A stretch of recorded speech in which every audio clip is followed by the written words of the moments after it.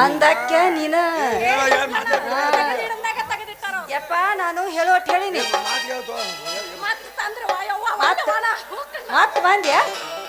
ಹಿಂಗ್ಯಾಕ್ ಮಾಡಾಕತ್ತೀವಿ ಏನಾಗೈತಿ ನಿನಗ ಅತ್ತಿಗೆ ನೀ ಯಾಕ ಚಿಂತೆ ಮಾಡ್ತಿದ್ದೆ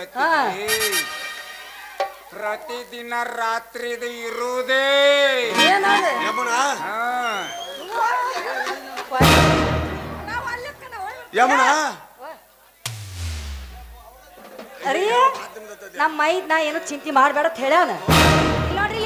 ರೀ ರೀ ನಾವು ಹೋಗೋಣ ನೋಡ್ರಿ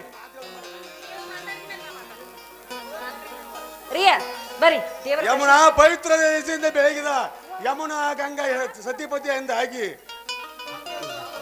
ಒಂದಿನ ಜ್ಯೋತಿ ಬೆಳಗಿಸಬೇಕು. ಹಾ ನಿಮ್ಮಿಬ್ಬರ ಬಾಳ ಬಳಿ ಹಬ್ಬಿ ದೇಶದ ಹಂದರವಾಗಲಿ